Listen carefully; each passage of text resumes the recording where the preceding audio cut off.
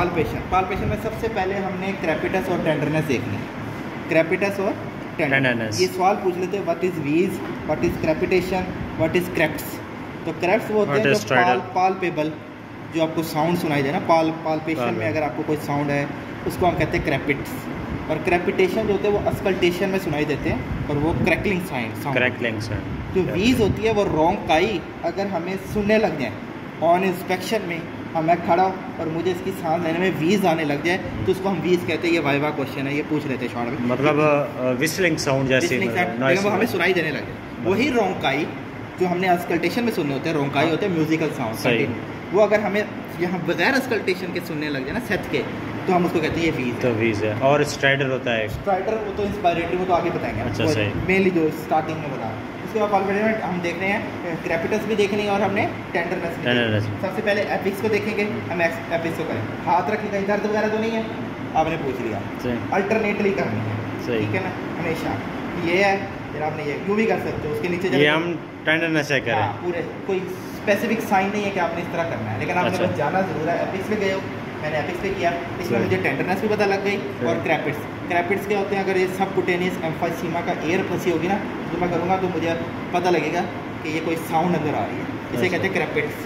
तो ये भी देख लिया मैंने, ये देख लिया, इसके इंटीरियरली देख लिया, उसके लेटरली देख लिया, उसके लेटरली देख लिया, इसी तरह से पोस्टीरियरली भी देखना है सही अगर आप करें। लेकिन अभी के लिए पेशेंट के लिए हमने एक ही फ्रंट पे करें, इसको फ्रंट पे, जो प्रोसेस हम फ्रंट पे करेंगे वो हमें बैक पे भी करना है, करेंगे। लेकिन अभी के लिए ये हमने देख लिया। उसके बाद होता है ट्रैकिया। ट्रैकिया सबको आता है, 2 फिंगर है, 3 फिंगर है, 1 फिंगर है। ट्रैकिया पल्पेट करेंगे। करना क्या होता है, असल में करना हमें ये होता है, क्योंकि हमने कहा इसकी शर्ट उतारी होगी, ये याद रखना, इसकी शर्ट एक्सपोजर में नहीं होनी चाहिए। तो जो है ना 1 फिंगर, वो तो सिंपल है कि आपने इसको मार्क करो और उसके बाद इसके दोनों ग्रूव्सों में उंगली डालनी है। असल में ये चीज़ है कि आप ट्रैकिया को उंगली डाल के देखना है ग्रूव्स में, ये ग्रूव्स है, इसमें उंगली डाल के देखनी है इधर है, हाँ किस तरफ है कि नहीं। हाँ ये तो नहीं है किसी तरफ। जब 2 फिंगर करनी है उसमें भी ये करना है, दोनों उंगलियां डाल के आप देखते हो। सही। थोड़ी सी राइट साइड पे डेविएटेड होती है, वो नॉर्मल है, थोड़ी सी slightly deviated to the right side normal है। लेकिन अगर बहुत ग्रोस होगा तो मेरी उंगली यहाँ जाएगी नहीं, मेरी इसके अंदर उंगली जाएगी नहीं, इधर इधर चली जाएगी, इधर नहीं जाएगी। और 3 फिंगर असल में हम डिस्टेंस देखने के लिए करते हैं। ये दोनों यानी कि इसका जो है ना स्टर्नल एंड्स है ना क्लेविकल के, वहाँ रख के दरमियान से फिंगर लेकर आएंगे और अब इसको इधर देखेंगे डाल के, इस फिंगर को इधर डाल के। अगर ये डिस्टेंस कम है तो इसका मतलब है कि ये इस तरफ को डेविएट हो गई है, ज़्यादा हुई होगी तो पता लग जाएगा ऑपोजिट साइड पे डेविएटेड है। तो ये इसका है। साथ ही एपिक्स बीट को करना है, साथ ही आपने एपिक्स बीट को पाल्पेट करना है, स्टर्नम पे हाथ रखना है और आपने इसके रफली आपने एपिक्स बीट को करना है। अब ये ट्रैकिया और एपिक्स बीट शिफ्ट हो जाती है। जो सीवीएस जो इसकी रेस्पो काजिज है, सीवीएस की अलग है, वो बता चुके हैं। रेस्पो में थोड़ी सी बात है कि अगर कोलैप्स या फाइब्रोसिस होगा, क्योंकि उसमें डिक्रीज हो जाती है चेस्ट वाल, तो ये ट्रैकिया भी उस तरफ आएगी और एपिक्स बीट भी उस तरफ शिफ्ट करेगी, जिस तरफ कोलैप्स होगा या फाइब्रोसिंग होगी। सही। लेकिन जिस जगह फ्लूइड बड़ा होगा, प्लूरल इफ्यूजन हुआ या पेरिकार्डियल कह रहा हूँ, निमोथोरैक्स, वो उसको धक्का देगा, मतलब तो यहाँ हवा भरी हुई मेडिस्टेन में उसको धक्का देगा, वो उसको अवे कर देगा अपोजिट साइड पे। ये चंद काजिज होगी इसकी। उसके बाद आपको ज़रूरी है जब आप इसकी कर रहे हो वो है चेस्ट मूवमेंट। अब चेस्ट मूवमेंट से पहले कुछ एक और स्टेप है, चेस्ट सिमेट्री देखना। चेस्ट सिमेट्री वो ये है कि आपने हाथ रखने हैं और पेशेंट को कहना सांस लो, ये आपने दोनों ऐसे हाथ रखने हैं, उसके चेस्ट पे बराबर चेक करें कि सिमेट्री बराबर है, देखना कि सिमेट्री है। ये भी एक मनूवर है। अब ये दोनों बराबर मूवमेंट कर रही है, ये इसकी बराबर मूवमेंट कर रही है। अगर कोई कम कर रही होती तो हम उस पर फर्दर में पता लग जाता क्यों कम कर रही है, और कम की काजिज बता चुके हैं पहले ही, वही काजिज हैं कि कोलैप्स और फाइब्रोसिंग कम में है। उसके बाद अब मूवमेंट देखनी है। चेस्ट मूवमेंट फ्रंट से हमने 2 जगहों पे देखनी होती है। फ्रंट पे हमने देखनी होती है, हमने ये हाथ फिंगर जो है उनको रखना है, इसके जिला पे रखना है, ठीक है। एक होती है निपल से ऊपर, एक होती है निपल से नीचे, स्टर्नम के लिए। पहला होता है निपल के ऊपर से करना है, उसमें आपने इसके ऐसे चेस्ट को इस तरह करना है। एक चीज़ का ख्याल रखना आगे डिटेल है, वो ये कि आपकी फिंगर टच नहीं होनी चाहिए, यहाँ फिंगर एलिवेटेड हो। ये दोनों जो है ये फिंगर आपकी एलिवेटेड हो और इसको कहना है लंबे लंबे सांस ले। अब ये देखो ये इक्वली मेरा एलिवेट हो रहा, मूव कर रहा है लेटरली, कोई कम नहीं कर रही। ये याद रखना कि ये जब आपने इसको इस फोल्ड को उठाना है और यहाँ एक फोल्ड बना लेना है लाइट सा, और ये अंगूठे दोनों अप्रोक्सीमेट हो जाए, लेकिन टच नहीं करने, चेस्ट के साथ एलिवेटेड रखने हैं, अंगूठे एलिवेटेड रखने, टच नहीं। उसको कहना मूव करो, ये देखो अब ये मूव कर रहा है, ये देखो ये बराबरली लेटरली जा रहा है। जहाँ कम जा रहा होगा रिड्यूस्ड होगा, तो हमने काजेज़ आपको बता दिए कि रिड्यूस क्या है। इससे आपको पता लग जाएगा कि वो रिड्यूस की असल वजह क्या है। रिड्यूस सारी काजेज़ में होगा, चाहे वो इफ्यूजन हो, चाहे पेरिकार्ड हो, न्यूमोथोरिक्स हो, चाहे वो कोलैप्स हो, चाहे फाइब्रोसिस हो। इन चारों डिजीज़ में रिड्यूस मूवमेंट होगी किसी एक साइड। जब हमने सिमेट्री रखी है वहाँ से हमें पता लगेगा कि कौन सी चीज़, अगर ये कम मूव कर रही है, डिप्रेस्ड है, तो इसका मतलब ये कोलैप्स वाली चीज़ है। रिड्यूस होने की वजह कोलैप्स है या फाइब्रोसिस है।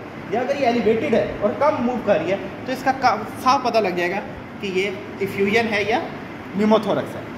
ठीक है, या आपने इसकी मूवमेंट और दूसरी भी चेक करनी है। इसी तरीके से फिर आपने ज़ीफिस स्टर्नम, इसको होवर साइन भी कहते हैं, ज़ीफिस स्टर्नम के लेवल पे ये इसको भी ऐसे करना है। दोबारा सांस लो, निप्पल के लेवल से ऊपर था, एक हाँ, नीचे उसके लेवल के नहीं, ज़ीफिस स्टर्नम के लेवल। अभी मतलब ये अंगूठे आपस में टच नहीं, टच नहीं करने। अगर टच हो गए तो मनूवर ही गलत है तुम्हारा, तुमने ऐसे उठाना है और बस यूँ बस।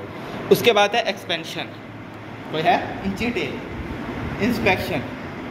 चेस्ट एक्सपेंशन में हम इंची टेप के साथ टेप डाल के हमने रख लेनी है इस तरफ करके। तो उससे कहना है कि सांस ले, इसको कहना है गहरे सांस ले, गहरे सांस ले। एक्सपेंशन कुछ लोग कहते हैं अभी कर लो, कुछ कहते हैं ना करो, बैक पे करवाएंगे, लेकिन यहाँ कर लो, सर करवाते हैं काशिफ सरदार कि आपने यहीं डालें इसको, उसकी इंची टेप को, और सेंटीमीटर वाली साइड ऊपर होनी चाहिए और उसको रख लेना। अब यूँ नहीं हो सकता कि आपको साइज़ पता लग जाए। अब आपको पता कैसे लगेगा कि ये बैरल शेप्ड है, ये कोई और है, तो पता कैसे लगेगा? फ़र्ज़ कर लो इसकी अभी जो चेस्ट की आई है मेजरमेंट वो 90 आई है, और अब मैं कहूँगा सांस ले, अब वो 99 हो गई, अब निकाल, अब वो 90 हो गई। अब ये डिस्टेंस बहुत ज़्यादा है। अगर 5 सेंटीमीटर का डिस्टेंस है ना या उससे ज़्यादा, ये नॉर्मल है। सही, अगर नॉर्मल है तो 5 से कम होना चाहिए। नहीं, हाँ 3 से भी कम, 2 से कम, 2 से कम होना चाहिए, तब पता लग जाता है कि भाई अब कोई मसला है। एक्सपेंशन में ये है कि अगर ये 5 से ज़्यादा है या 5 है तो नॉर्मल है। मतलब अगर पहले मैंने बंद की, इसकी सांस लेने से पहले वो आई 90 और सांस लेने पर 95 हो गई, फिर छोड़ा, फिर 90 आ गई, क्योंकि जाहिर सी बात है जब मैं इसको छोड़ूंगा तो कहूँ लंबा सांस ले, तो वो ऐसे हो जाएगी, खींचेगी, तो वो 95 पे चली जाएगी नंबर। फिर जब ये सांस छोड़ेगा ये वापस 90 पे, मुझे लगा 5 का डिफरेंस आ रहा है। जब यही डिफरेंस निप्पल के लेवल पे करना है, जब यही डिफरेंस 2 से या 3 से कम हो गया तो हम कहेंगे इसको मसला है। और वो ज़्यादातर एम्फाइसीमा में होता है, बैरल चेस्ट में, या ब्रोंकियल अस्थमा में, या ब्रोंकाइटिस में। ये 3 का इसमें चेंजेस अब स्टार्ट हो गए हैं। ब्रोंकाइटिस, अस्थमा, एम्फाइसीमा में एक्सपेंशन चेस्ट की रिड्यूस्ड हो जाती है। ये आपकी इंस्पेक्शन हो गई है। और अब आ जाता है वोकल फ्रेमिटस। ठीक, उसमें उसका भी यही रोल है, उसमें है अल्नर बॉर्डर आपने करवाना है, अल्नर बॉर्डर ये रखना है आपने पहले इसके एपिक्स पे। ये आप पेशेंट को कहना है कि 1 2 3 बोले, 1 2 3 1 2 3 4 5 6 1 2 3 1 2 3 1 2 3। इसे लेटरल भी देखना है, 1 2 3 1 2 3 1 2 3 1 2। दूसरा आपने बैक पे भी करना है। इसमें क्या पता लग रहा है, दोनों टाइम पे इसकी आवाज़ इक्वल आ रही है दोनों तरफ। सही, जब ये बोलता है 1 2 3, इधर भी इक्वल आई है, इधर भी इक्वल आई है 1 2। इधर क्या होगा, वोकल फ्रेमिटस इंक्रीज हो सकता है, डिक्रीज हो सकता है। वोकल फ्रेमिटस इंक्रीज कब होगा, जब लंग टेंसर हुआ होगा, अंदर या तो कोई कैविटी बनी हो, तो फ्लूइड हो सकता है, फ्लूइड नहीं, फ्लूइड डिक्रीज कर देगा। फ्लूइड क्यों डिक्रीज करेगा, ये समझने वाली।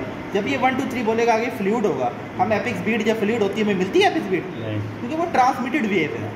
अगर उसका फ्लूइड आ गया तो वो ट्रांसमिटेड वेव तो है ही नहीं, वो तो डैम्पिंग इफेक्ट हो जाएगा। कहीं फ्लूइड पड़ा हो, पानी के अंदर जाके तुम चीखे मारते रहो, आवाज़ तो बाहर नहीं जाएगी। पानी के ऊपर तो नहीं पड़ा, पानी के अंदर पड़ी है, चेस्ट से पहले प्लूरा आ रहा है, लंग से पहले, उसके अंदर फ्लूइड है या हवा भरी हुई है, कुछ भी भरा हुआ है, तो वो नीचे से आवाज़ को निकलने नहीं देगा।